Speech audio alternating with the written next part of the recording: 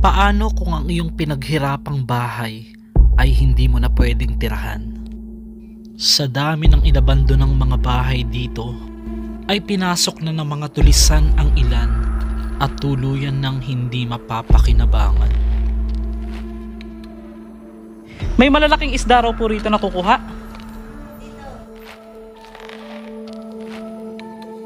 Sabay-sabay nating pasukin ito at alamin ang dahilan kung bakit inabandona ang mga bahay dito.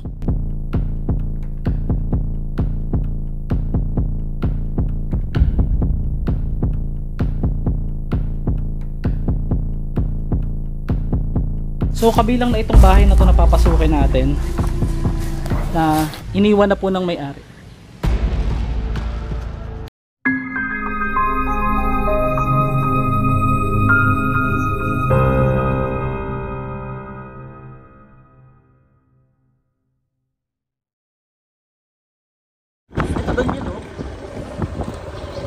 Ayun o, tingnan mo. Hindi yan. Diretso lang ba? Wala dito. History. May history na to? Diretso mo lang. Phase 1, di pa lang ito. Ay oo nga, yun nga yung bahana. Pakita mo lang. Dito pa lang may bahana oh. Hindi na yata makakapunta yung ano doon. Ito, ewan ko lang. Ma'am, kaya pa po ng motor doon? Hindi na. Ah, talagang lubog na. Medyo malaki na yung ano doon, mataas na yung tubig. Ano yung talagang dahilan niya ba't iniwan na yung mga ano dahil sa bahalang? Mataas na yung tubig, Daniel oh. Hanggang dito lang. Grabe. Ay, kung hanggang doon. Patigyan mo.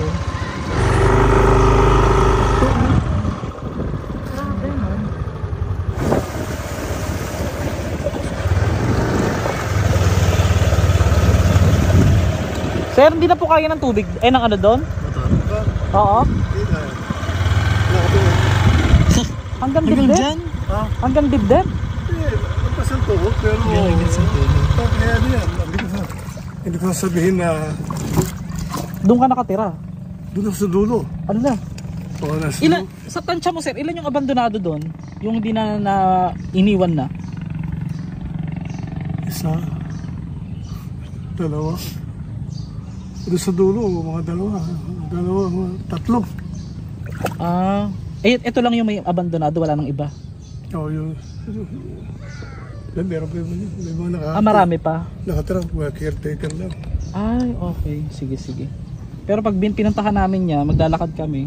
Oo. Hanggang tuhod lang naman. Hanggang tuhod lang naman. Sige, Lakas sige. naman tuhod. So, papasok kayo ng trabaho, sir? Papasok kayo ng trabaho? Meron kami charge ngayon. Mag-overnight kami. Oh, sige, sige. Ingat po. Ingat, sir. Grabe Salamat. lang. Wala ka gumamit ng mga motor kasi manuwala ka. Oo. Sige, salamat po.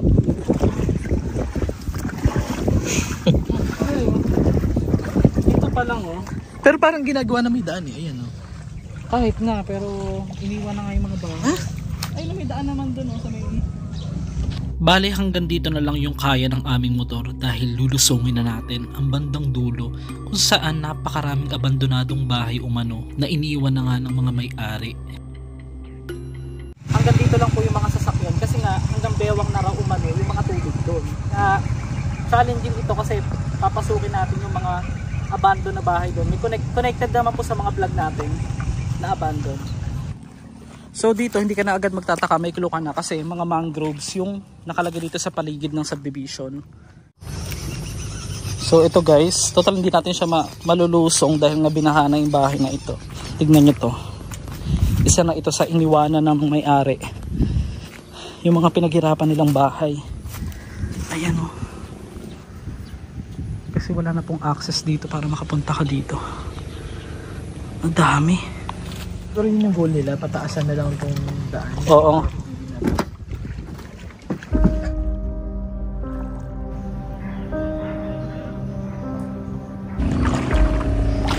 A few moments later.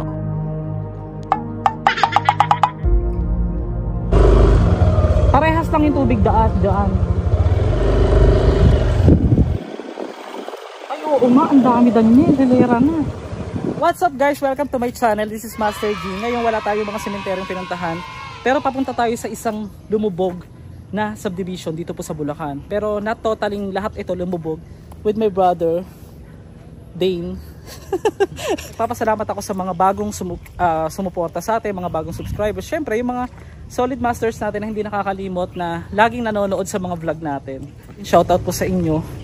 At para maiba naman ay abandonado pa rin yung pupuntahan natin, kaya lang tignan nyo dito pa lang, oh, may mangroves na, so possible na hindi na talaga titirahan ng tao yung ibang mga bahay doon.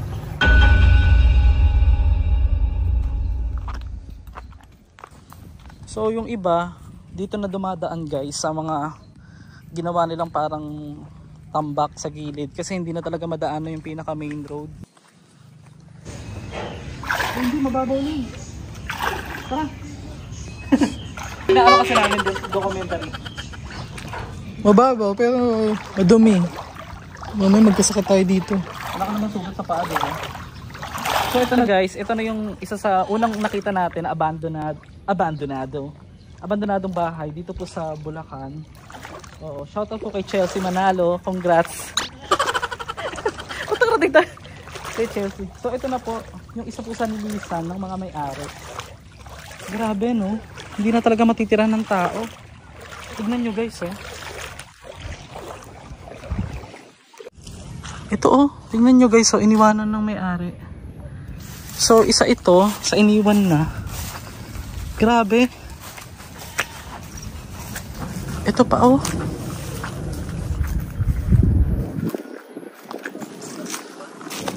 Parang nagmistulang ano, may fish pan pa oh. Ay! Tignan mo yung mga gamit nila, pinagpatong-patong na lang doon sa ano oh. Ayan oh. Ito nagsarado na rin to oh. Ayan guys oh. Katunayan na iniwan na siya, ikinandado na yung bahay. Grabe no. Mga bahay dito, nagmistulang ghost town.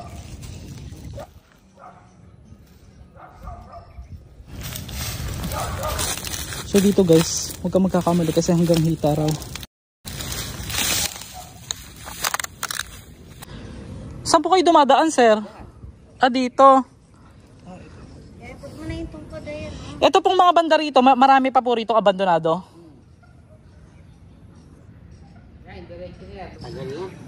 Kayo na lang po ang nakatira dyan. Okay. Ngayon sir, ito po, wala namang mga ano, mga kwentong kababalaghan. Kayo po pinili nyo na dyan tumira, hindi na kayo nag-umalis, naghanap ng ibang... Mahirap mangupahan, maano pa doon, ma-stroke. Ah, mahirap mangupahan ano. Kaya lang, kung ang titirahan mong ganitong bahay, wala ka ng choice kung wala ka talaga ibang pupuntahan ano. Kaya tinala sa amin ang kapag-isip. Pero usually, ang bahay po ba dito, mga ano sa Pag-ibig, ganon? Yung mga bahay po dito, ano sa Pag-ibig? Ah, yung iba. Sige. Ito guys, so 1980s pa raw to inabandoned. Tignan natin. Sige po.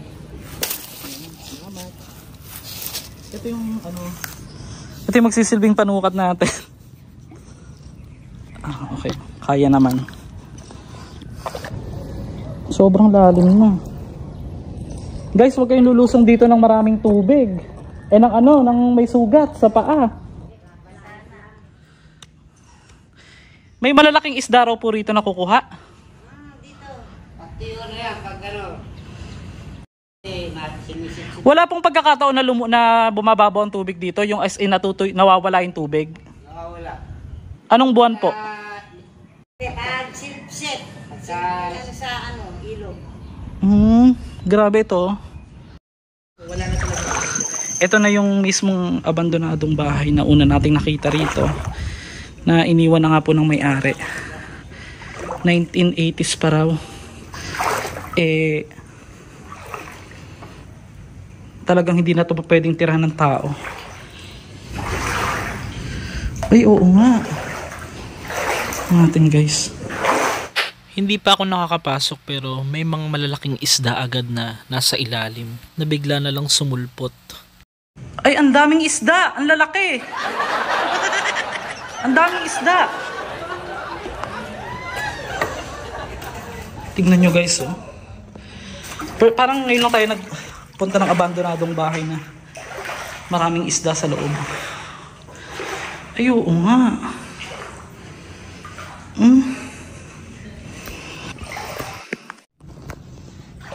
So, ito yung part ng CR. Tignan natin. Grabe po. Master G, punta ka mo ng gabi yan. Ako po, delikado. Ito di umano, 1970s pa inabando na.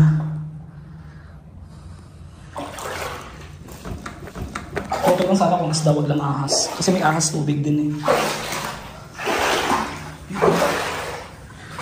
Ang laking bahay, sayang. Hanggang doon, no? Laki ng pwesto nila.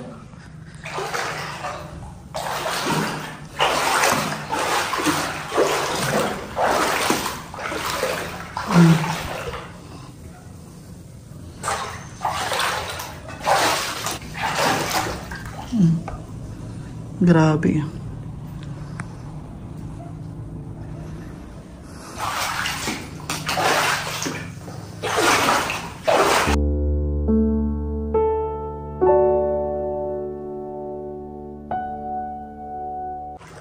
Itong isa naman na to guys, hindi na talaga kakayanin guys. Pero para sa inyo, kakayanin natin. For the vlog, ito na.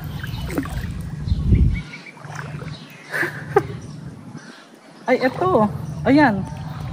So, yung tinutungtungan natin ngayon, ito yung kabilang sa mga bahay na inabandona dito po sa isang subdivision sa Bulacan. Pasukin natin tong part na ito. Napakarami pala talaga. Ayun nga. Hindi, sisilipin ko lang. Ito oh. Grabe. Ayan oh. Ang hirap eh.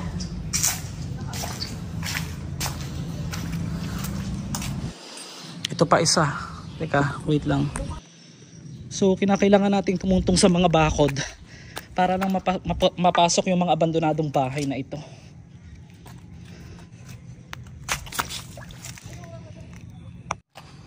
Ayan oh. Itong isa na to oh.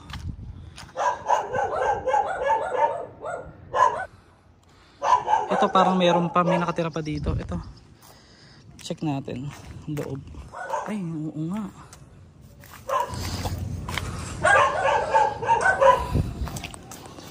No, sayang yung mga bahay dito. Masyado na malalim. Tignan nyo naman guys kung hanggang saan inabot yung inabot na po ng halos hanggang bewang yung tubig dito. Ito pa palang isa. Ganun din ang nangyari. So guys, maya maya papaliparan natin ang drone para makita natin kung gaano kalaki yung baha na sinakop ng binahang subdivision na ito sa Bulacan. Ito mukhang abandonado na rin oh. Grabe.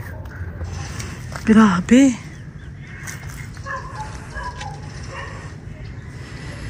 Gano'n nakatagal inabandon ng iba dito. Ayun.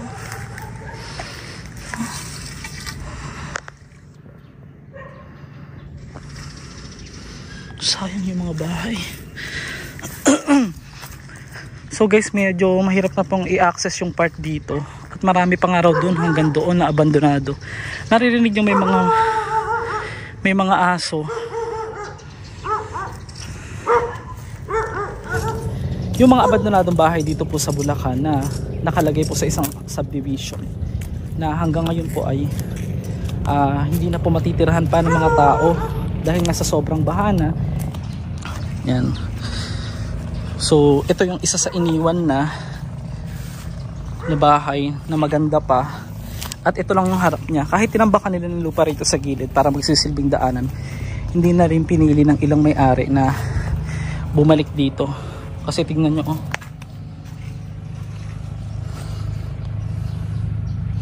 Tignan natin itong loob guys. Check natin. Huwag lang ako madudulas.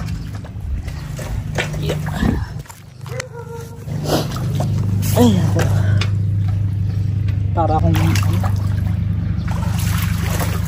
Ito siya. Ay! Ayan guys, oh.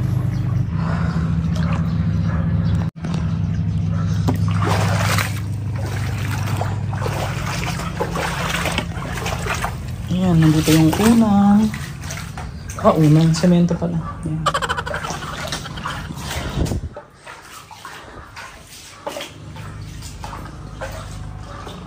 Sayang.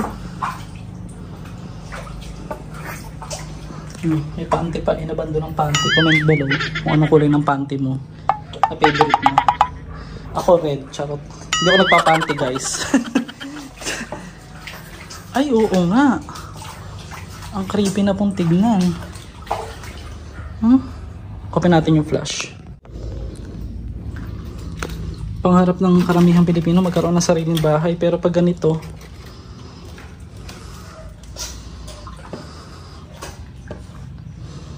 grabe. Parang sumasakit yung ulo ko na masisuka ko. Ewan ko. Ito po, maintindihan yung pakiramdam guys. So doon pa tayo sa ibang part dito sa napapasama ako sa kapatid ko. Meron tayong isang pupuntahan pa dito. Nagpakahirap pa ako. May daan naman pala dito. Ano ba yan? Ayan. Ito pa isa. Yung katabi lang niya. Meron pa anong Meralco. Guys na may mga tumatahol pang aso. Kasi nga hindi naman po lahat dito inabando na. Pero karamihan halos. Tignan nyo to ah. Ayan oh. Sayang.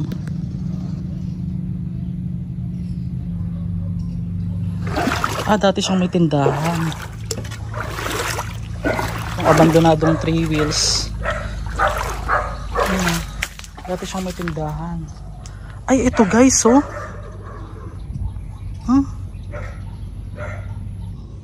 Grabe. Dito mayroon pa nakatira dito. For sure. Tao po. Narinig ako nagsalita eh. May tao pa po dyan?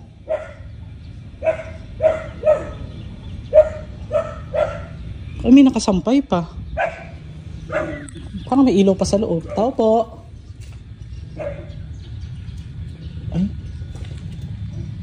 Parang may narinig ako nagsalita. Malinis pa. May tao pa siguro dito. Tao po. Check natin. May mga sampay pa. Malinis pa. May tao pa dito. Hindi na pa papasok sa pinakaloob. Baka may mawala. Tayo pa pagbenta mo. Nakabidyo naman ako. So, dito na tayo sa part na itong isa na to. So, yung iba nilagyan dito ng bato para makaano pa. Ayan o. Ay, ito pang isa na to.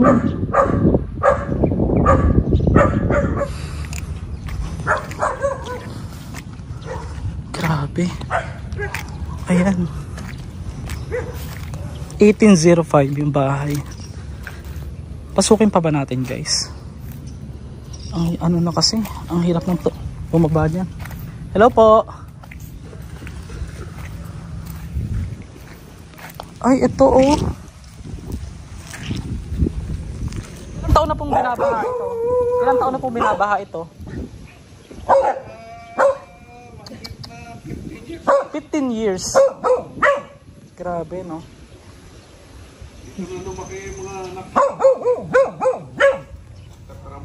Pero dati, hindi naman po ganito to. Hindi naman po binabaha dati. Dati, hindi. Anong taon po nagsimula yung baha dito?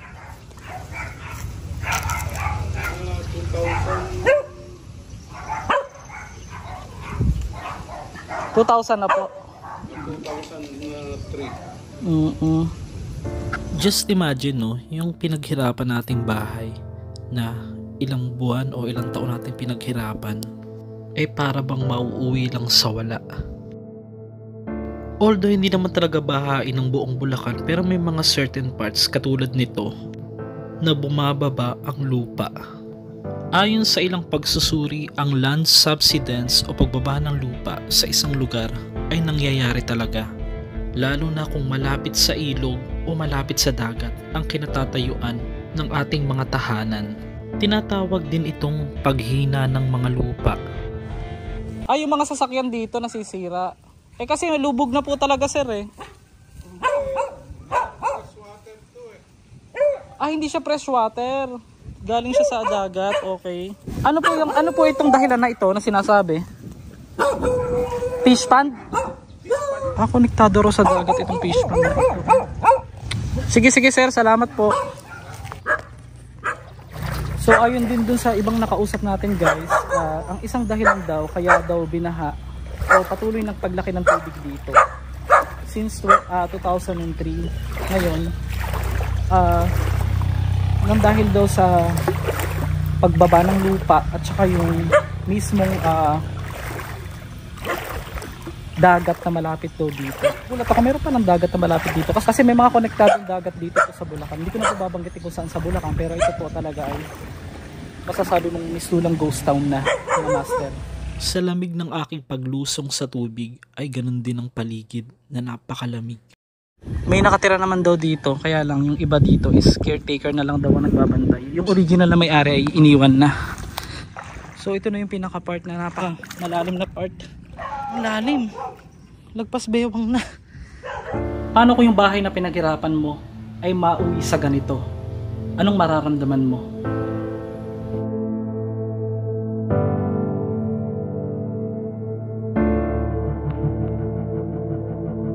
Ito guys, dito pa lang po sa daan, mapapansin nyo na hindi na po talaga accessible ng paglalakad lang. Pero pwede namang magmotor, kaya lang may part doon na malalalim na pupuntahan natin.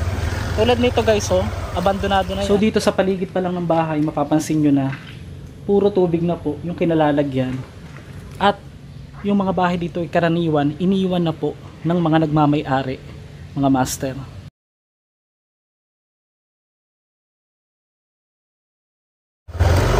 Ito to. Ayan oh. Ay, Daniel, oo nga. Parang sementeryo, no?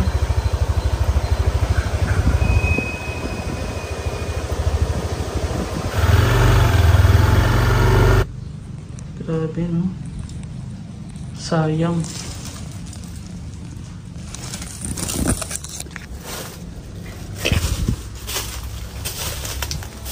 Dito baka may daan din. Silipin natin. Ay. Totally abandoned na nga.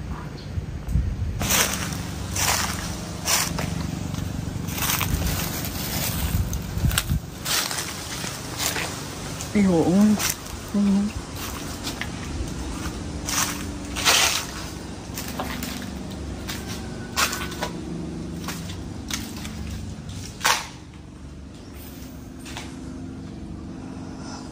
Grabe yung mga bahay. Sayang.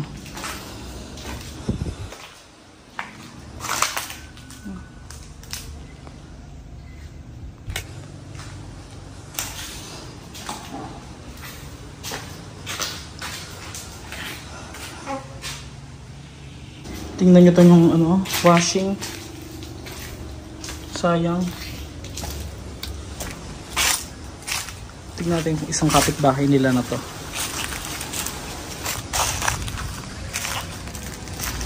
Iniwan na rin. Parting na dito. Hello? Tao po. Charis.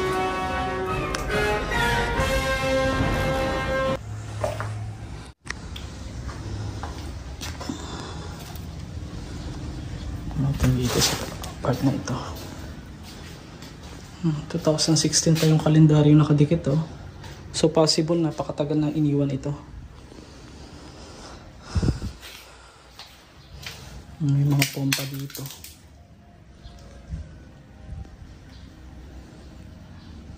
Master G, hindi ka ba natatakot sa mga ahas? Siyempre, sino bang taong may ref pa?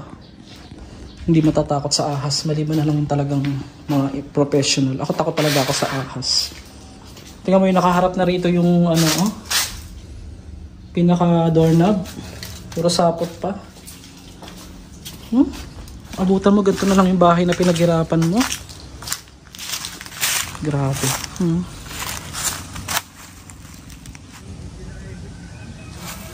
So kabilang na itong bahay na to na papasukin natin, na iniwan na po ng may-ari.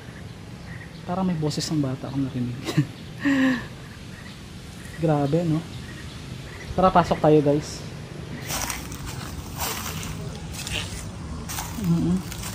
Sobrang ano, nakakalungkot. Pagpasok mo, mararamdaman mo yung lungkot, yung ambience sa bahay.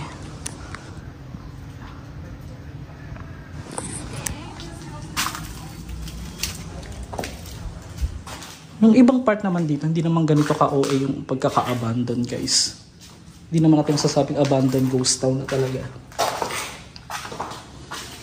Pare-parehas pala ng style. Tara. Ito sa kabila. Yung huling bahay dito sa dulo, pinakadulo.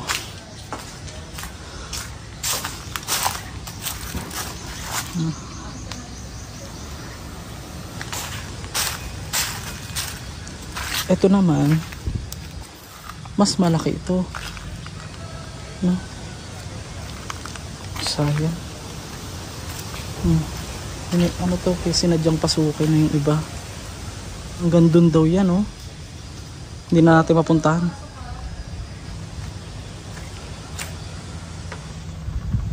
Hindi natin papasukin, guys, kasi nakalak na daw ito. Grabe.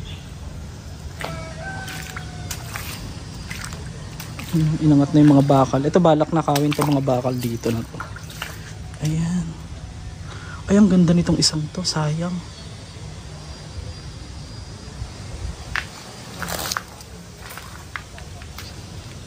Grabe. Bawat Pilipino pangarap ng magkabahay. Pero ito, hindi na matitirhan. Dahil lang sa tubig, mga master. Try natin silipin yung loob. Ay, may plaka pa ng sasakyan, eh. UP.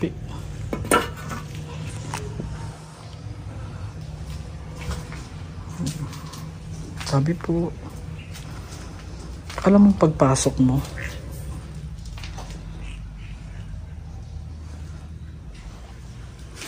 ay ang ganda nito, guys, oh. Parang malamansyon.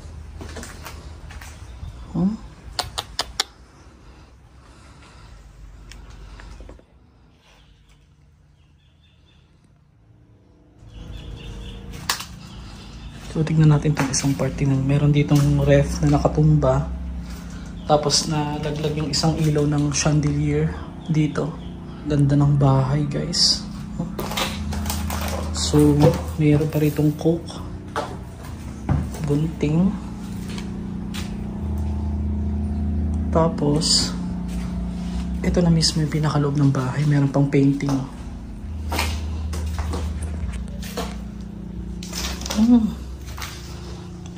Ay, oo, yung kwarto. May mga DVD pa. Mga bags. CR. Wala akong nararamdaman dito katulad ng ibang nararamdaman ko sa mga abandon na bahay. Dito wala. Kasi napapalibutan po ng tubig. May mga bag pa dyan, oh. Bakit, guys? Bakit, master? Ano bang kinalaman ng ng tubig? Ayaw po kasi ng tubig ng mga masasamang espiritu sa mga tubig na matubig na lugar. FYI, mga master. Kaya wala tayong masyadong ma-feel na katatakutan dito. Ito, oh. Meron pa siyang extrang dito, dirty area or dirty kitchen, mga master. Sayang talaga. Ang kapanghinayang.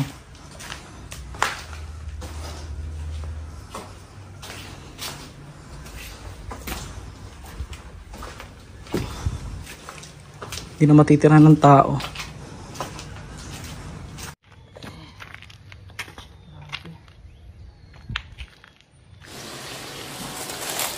Ay, Grabe tong isang to, oh.